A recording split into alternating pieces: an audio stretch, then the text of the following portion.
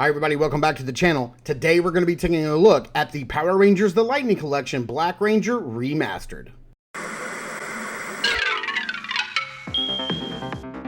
If Saturday morning cartoons fueled your imagination as a kid and powers your action figure collecting now as an adult, then you're in the right place. Thanks for stopping by and welcome to Saturday Morning Toy Collector. And if you like my content, please consider subscribing.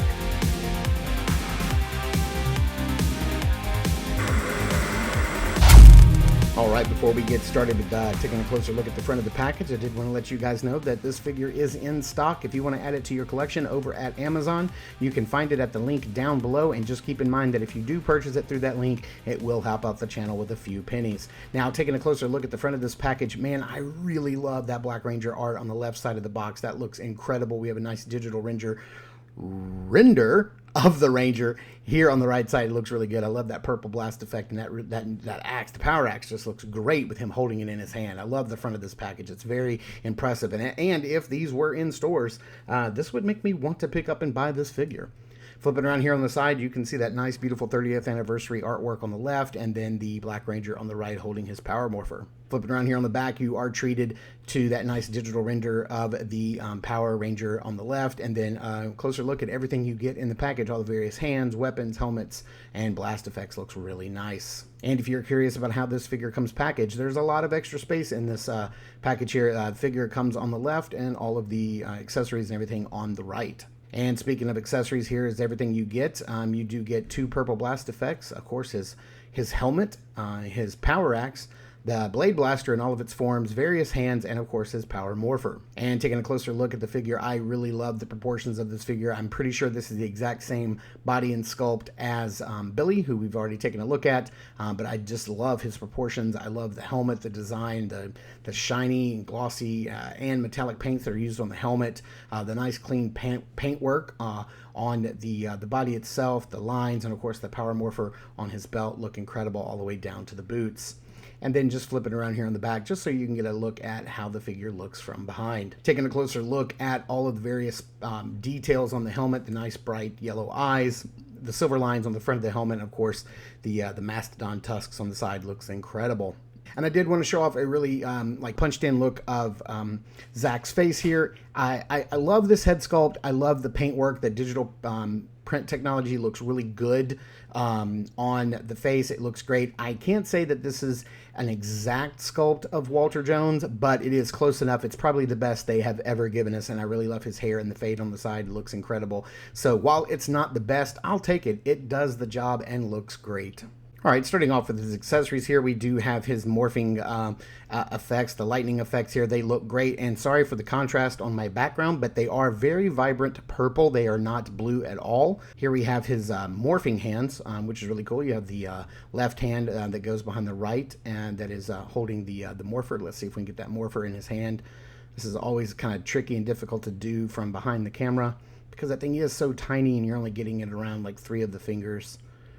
But yeah, let's see if we can get this on here without too much fuss. There we go, and you can see the mastodon symbol in the middle, which looks really good. I love those tiny morphers. They look incredible. For the rest of the hands, you do get 2 of his weapon gripping hands. You can use that for gesturing or holding his weapons. And then you do get 2 fists, which is really cool. And let's see, you also get his various his blade blaster in its various forms, compacted blaster form and blade form. We've seen these a lot.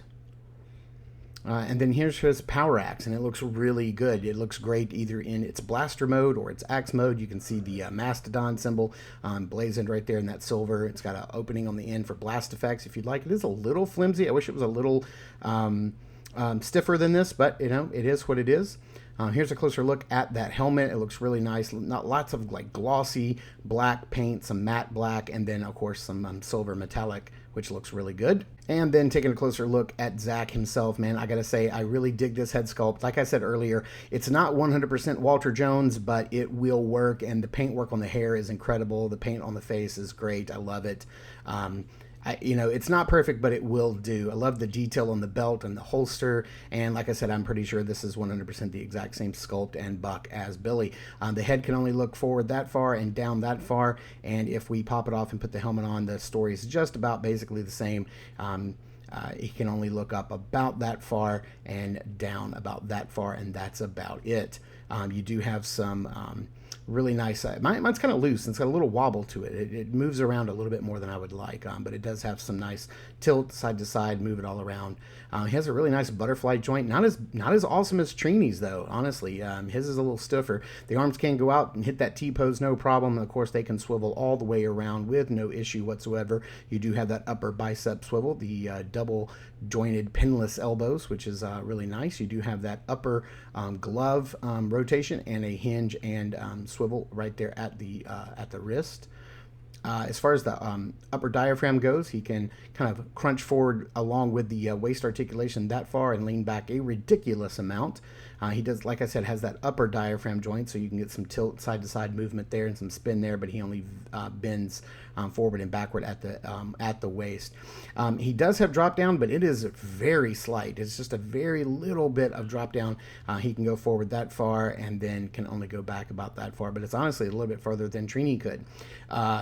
He does have the upper thigh cut and the double jointed knees. He has the upper boot swivel and of course a hinge and a rocker down at the foot for his articulation. Man, this guy looks really good. I really dig him. He looks incredible, and I love the proportions and the size of this guy. So speaking of size comparisons, let's bring him in with here he is next to Trini, who we took a look at yesterday, and then here he is next to Billy, who we looked at a long time ago.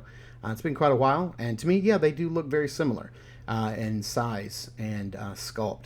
So let's bring in another figure. Here he is compared to a Black Series Luke Skywalker.